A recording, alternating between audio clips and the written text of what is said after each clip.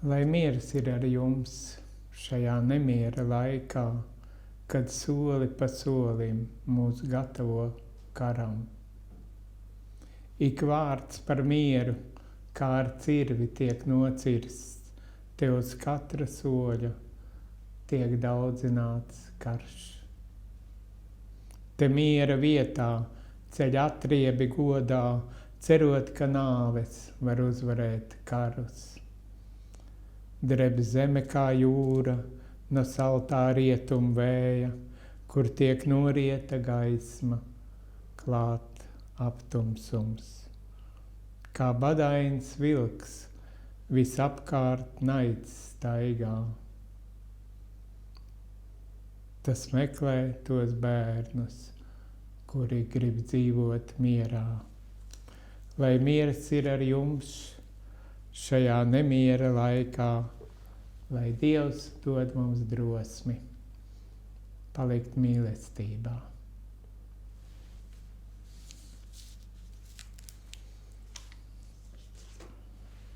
Mēs esam brīvības studijā šodien kopā ar Arvīdu, un mēs daudz runājam par mieru, par mīlestību. Manā dzīvē bijis tā, ka man daudz ir uzdevuši jautājumu, un arī es sev uzdevusi, kas ir naids, kas ir mīlestība un kas ir Dievs. Un viens kolēģis man vienreiz pateica tā, tu esi kādreiz padomājis, kā tu neesi nācis šai pasaulē.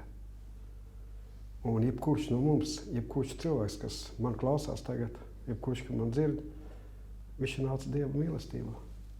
Jo viņi vecāki, mani vecāki, viņi mīlēja viens otru. Katrs cilvēks, kurš ir piedzimis, viņš piedzimis tāpēc, ka viņa vecāki mīlē viens otru. Un mēs visi, jebkurš, ir piedzimuši mīlestībā, nevis naidā. Un, ja mēs runājam, kā ļoti moderni pateikt, tagad valda sātans, valda ļaunie spēki, kā tad viņi var valdīt, ja visi cilvēki ir piedzimuši mīlestībā? Jā, pēc tam arī maniem vecākiem viņiem bija tur problēmas, tēvs dzēra, māma kāvās. Bet tajā brīdī, kad es dzimu, kad dzims vecākais brālis, viņi patiesi mīlēja viens otru. Es esmu šķīries 2 reizes, man ir bērni 3. Un tie bērni, kas nāca manā pasaulē, manā ģimenē, viņi nāca nenormālā mīlestībā. Un tāpēc, ja mēs runājam, kas ir Dievs, kas ir pasaule, vai mums patīk vai nepatīk, mums jāsāk runāt ar vārdu mīlestību. Jo mēs visi, jebkurš, arī zaudāts,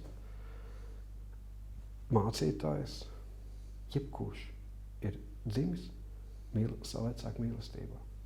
Un tas ir tas, par ko mums ir jāizdomājas, kas ir galvenais zemē, kas vispār, kāpēc mēs zemē nākuši, vai cilvēks ir nācis uz zemi vai nest naidu, vai viņš nācis uz zemes vai nest mīlestību. Tā kaut kā arī es saku no savas reālās dzīves, es negribu stāstīt, kā es pastāstīju, ka man ir gājis, jā, jo dabīgi, ka man bija pirmo reizi es precējos, man bija 24 gadi, es biju jauns cilvēks, es neticēju Dievam, es ticēju naudai, es ticēju varai, es biju iedomīgs, egocentrisks cilvēks. Kad es precējos otrais, es jau biju daudz gudrāks, tur jau man ir 2 fantastiski forši bērni. Bet arī mans egocentrisms un piemēram, tāda iedomība, ja, un neredzēt to, ka pamatā ir mīlestība, arī man pieved arī pie otras šķiršanās. Tad, kad tev jau ir sirmi mati, to vien vairāk saka aizdomāties par dzīvi. Un es atceros, tas bija 97. gads, kad es biju Kuldīgas baznīcā, man pārsteidz, Kuldīgas baznīca nav tagad Luterāņu baznīcā milzīgs uzraksts. Sirds tur rakstīts, Dievs ir mīlestība. Kaut kā tā. Jā, es nolasīju šo dzejoli, tāpēc, kad ļoti negaidīti šīs dzejolis, kas faktiski ir, bija par mieru, par mīlestību, un pēkšņi sociālos tīklos sacēla tik daudz naida. Kremļa kāds tur es esmu tur sludinātājs un tā tālāk, un Čekas aģents un viss, un vienkārši dzejolis par mieru, par mīlestību. Un es vēl mēģinu atbildēt, sakarīgiem cilvēkiem, kas nav, kā saka, tur atbildēt, ka, nu labi, nu es gribu mieru, tu gribi kāru, nu labi, nu, bet es vienkārši to gribu izteikt. Un kāpēc tik tāds šausmīgs uzbrukums, nu tāds pilnīgi jau tīri personisks, ja?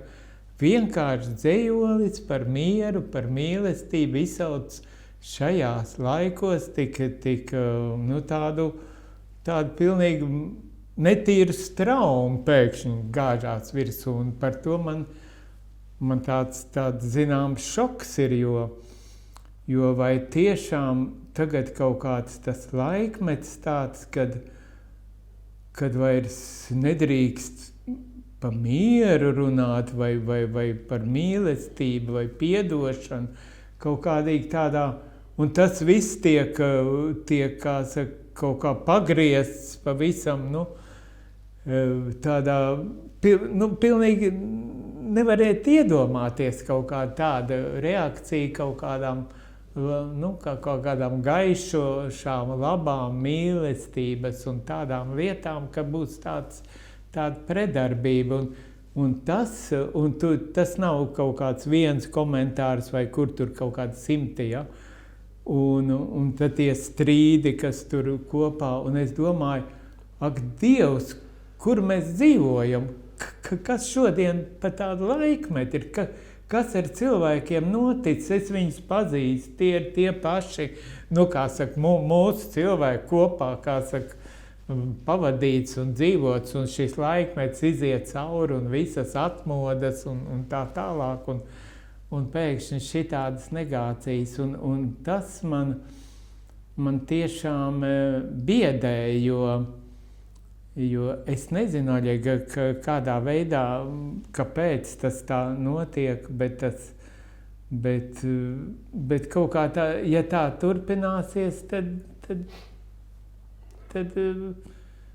nu, es nezinu, kā no tā tikt vaļā. Nu, kaut kāds trešais laiks vai pēdējais laiks vai kā, vai tas ies vēl plašumā, vai tas sāk norimt, vai nu, kaut kādīgā. Mēs esam tādā netīrās traumē dzīvojam, kā no tās tikt ārā. Es tā domāju, ka visu to lietu jāuztver ar humoru. Jo tajā brīdī, kad mums ir ļoti labi pieredze Latvijā, tas ir Covid. Piemēram, vakcinācija, Covid psiholozi, viņi ir ļoti konkrēta, perfekta, kas notiek tagad. Ja, piemēram, mēs parunāsim ja mēs atceramies Covid propagandistus, ja, nu, viņš tos te, nu, murgu, katrs tev murgu ir izbaudījis, katrs ir, nu, visi te ir izbaudījuši. Ja. Kopija. Mēs šodien runājam, ja, piemēram, tu atceries vakcināciju un atceries, kas notiek tagad, tā ir viena un tā pati ideoloģija, kas strādā pret mums, ja, tā ir viena tā paša psiholoģija, un viņi baidīt uz bailēm. Pirmkārt uz bailēm. Pirmkārt vajag nobaidīt cilvēks, viņam jau vakcinēt. Visi skrēja deva vaļā, un tā. Es arī biju gatavs aizskriet pirmā brīdī, man liekas, nu, pēc tam es biju tāds aizdomīgs, un tā tālāk, paldies Dievam. Un tas ir pirmkārt bailes, un vajag cilvēks iedzīt bailēs. Kā tu dabūsi cilvēks bailēs? Nu, kā tu vari dabūt bailēs cilvēks, ka, piemēram, jebkurš, es mums pateikšu tādu piemēru, jebkurš Krievs, kas atbrauc, man ir braukuši draugi no Krievijas uz Latviju, atbrauc Krievu, viņas tur tagad, man bija tās interesants, es izstāstīšu vienu gadījumu no dzīves, jau var tādu ļoti interesantu. Tas bija kādu 8 gadu atpakaļ, sākās karš Doņetskā, un tagad es braucu uz Krieviju, pa baznīcu līniju, un tagad viss man draugi saskrien riņķi, viņi saka, Oļa, nebrauciet uz Krieviju, uz baigiem mēsli, es saku, baigiem mēsli būsim, kā tā. Nu, jums tur pārdurs riepas, tur jums policists kaut ko izdarīs pāri un tā tālāk. Mēs aizbraucam pāri, jā, man pārplīst riepa autobusā. Cilvēki man palīdz, cilvēki man nāk klāt, cilvēki redz, ka mēs esam latvieši. Nu, tik laba attieksme pret mums. Saprot, neviena tā stulbā, tā agresīvā, pretīgā Krievas nesatiek. Nu, nesatiek, atbrauc no vietā. Kaut kur viens Krievs bija kaut kāds, nu, 1 no 10 kaut ko tur pamūdēja par fašisti, kaut kāds tur bija. Lielākā anekdote tajā pašā dienā. Man brauc, nu, tajā pašā nedēļā brauc draugs no Kaļiņingrads, tagad taisīt mašīnas cēsim. Viņš tagad iebrauc Latvijā, tur ir noteikti tas pats. Viņam stāsta par to, ka, klausies, tur latvieši tūlīt tev pārdurs riepas, Dievu dēļ nebrauc, problēmas. Viņš saka, Oļeg, kā var būt? Es atbraucu pie jums, es satieku foršu latviešu cilvēks, viņi redz, ka man ir Krieva mašīna. Viņi man palīdz. Un dīvainā kārtā tas pats cilvēks satiek 9 fantastiskus latviešu. Viens stūbi latviešu, kurš bļauj pretīgie Krievi. Ja? Tas pats man notiek Krievijā. Propaganda strādā no abām pusēm. Viņiem stāsta, ka mēs esam naciķi šeit, fašisti un tā tālāk. Krieviem, mums stāsta. Un sanāk tāds paradoks, ka tu redz, ka visu riņķi, ja jūs cilvēki, jebkurš darbā šodien, kas sēž darbā, kas sēž savās vietās, paskatieties riņķi. Manā darbā ir 9 no 10 fantastiski cilvēki. Viens varbūt tāds jokains, ja, bet 9 fantastiski. Un tā ir visā pasaulē. Jūs aizbrauksiet uz Ameriku, jūs satiksiet 9 kolosālus amerikāņus. 9. Viens būs tāds dīvains cilvēks, kaut ko pateiks. Un tas ir katrā valstī. Un ja jūs paņemsiet visu pasauli riņķi, visi cilvēki ir fantastiski labi. Visur valda, jau šodien valda mīlestība. Un tikai vienā vietā tā nevalda, tā ir propaganda. Baiļu propaganda, un zem tās propagandas nekas nestāv, ka tikai pliks biznes. Un tāds man tas redzējums ir. Jā, bet ārkārtīga vara ir uz cilvēku dvēseli tieši tai propagandai, uz izpratni, uz sajūtām. Tas man tā diezgan izbrīna, ka nav tāds kritiskais, ka tādā kritiskā aspektā, ko tev liek un ko tev no visādiem informācijas līdzekļiem sūta, ka tomēr cilvēks, kāpēc viņš tā neskatās kritiski, viņš kaut kā neiziet no sevīm. Un es te lasīju Svēdenborgu par to trešo laiku, par pasaules galu. Te kā jau tā, cik šausmīgi grib karot, cik tur, ka vairs nebiedē ne atomkari, nekas, bet kad vajag atriepties, vajag kaut ko tur, kaut kādas karots, un tur, bet tas tā pilnīgi tādā gāžās tādā straumē virsū, un es saprotu, ka tas ir kaut kāds tāds šīs laika sabiedrības dvēseles stāvoklis.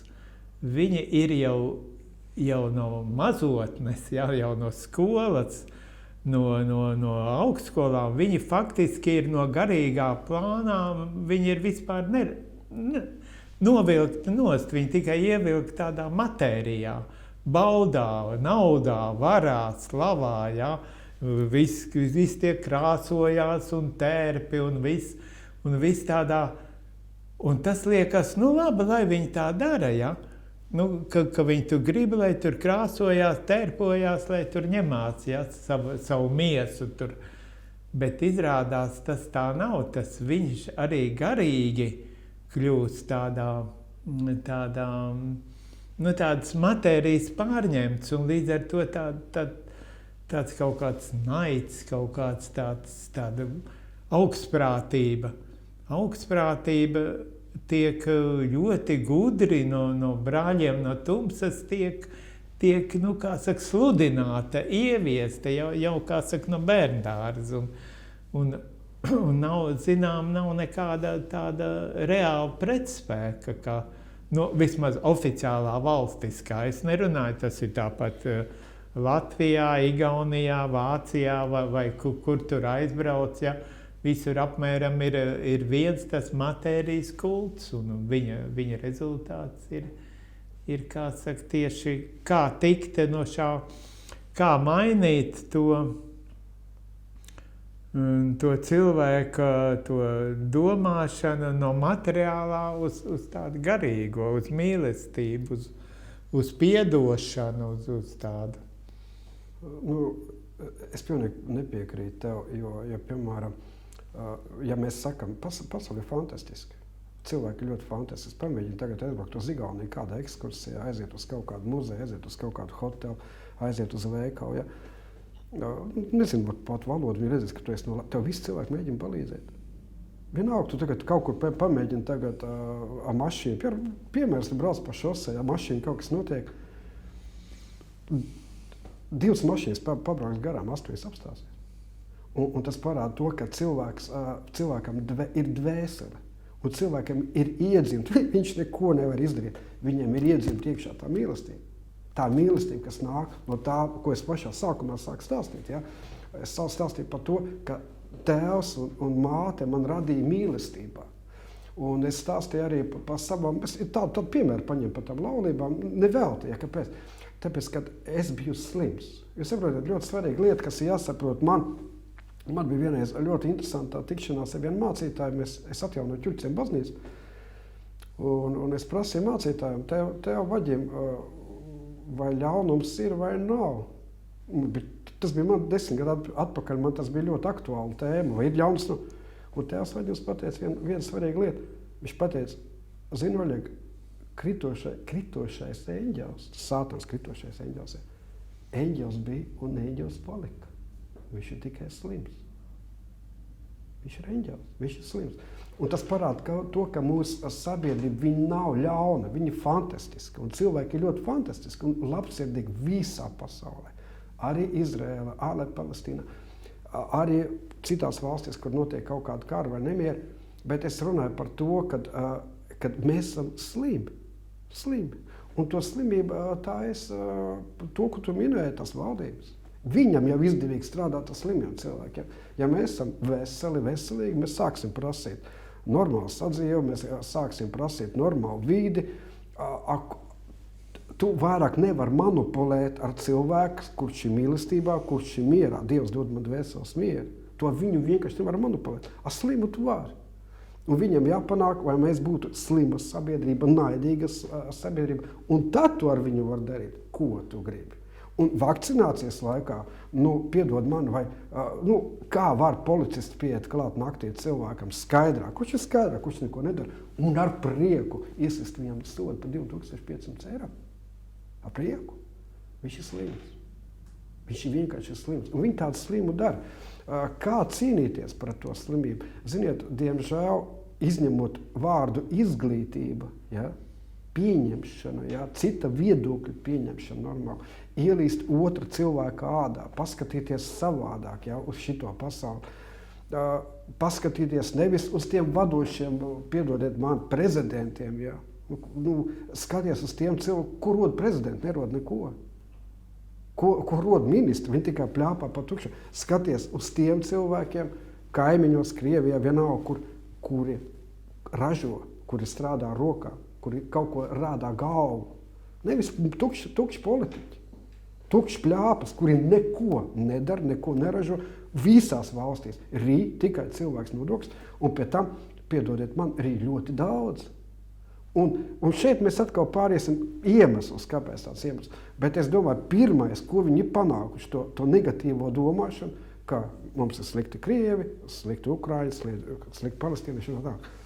Mēs viņam sakam, nē, paldies, kungi. Jūs tā domājat, mēs normāli cilvēki, kas uztur šo pasauli, kas sēj, ražo, kas veido, ja? Mēs tā nedomājam. Un tas, ko mums viņam ir jāatbild. Un tad, kad viņi saka, sitiet, dariet tā, mēs sakam, nē, mēs nesitīsim. Viņi saka, nogaliniet, mēs sakam, nē, mēs mīlēsim. Kāpēc mēs mīlēsim? Tāpēc, ka es zinu, ka es piedzimu mīlestībā, sava tēva un māmas mīlestībā. Un visi, arī deputāti, arī prezidenti, piedzima mīlestībā. Tikai viņi aizmirsuši par to. Viņu vajag atgādināt. Ir tāda... Es viņu iedomājos kā tādu mīlestības, kā tādu avotu, kurš pār visu cilvēci, pār šo planētu Zemi, kā gaisma, ja, tāds mīlestības avots, kas visu dara dzīvu. Tur pavasarī to zālīti, koku un ūdeni un visu dara dzīvu. Un tajā pašā laikā arī cilvēku dvēseli, bet tas aicinājums būtu atvērties viņai. Mēs ar kaut kādām naidu, dusmām, nāves bailēm un tā, mēs kaut kā sevi tai mīlestībai uzliekam tādu žogu. Ja? Un tāds aicinājums būtu vienkārši atvērties un uzticēties viņai. Ziniet, ir daudz cilvēku, reliģijas ir ļoti daudz, bet ir mums latviešiem, arī krieviem ir teorēze, ja? Un tur ir teikts tā, un piedod mans parāds. Sākumā man jāpiedod pašam sev un jāpaskatās, ko es šai dzīvē esmu darījis, kā es esmu grēkojis, sliktu darījis, ļaunumu, ja? Un man jāprasa piedod mans parāds, kā arī es piedodu saviem parādniekiem. Un neieved man kārdināšanā, bet atpestī man no ļauna. Nobeigumā gribu novēlēt priecīgas lieldienas, sagaidīt pavasara saulgriežus, ar katru dienu dienas tagad kļūst gaišākas un cilvēki kļūst laimīgāki. Paldies!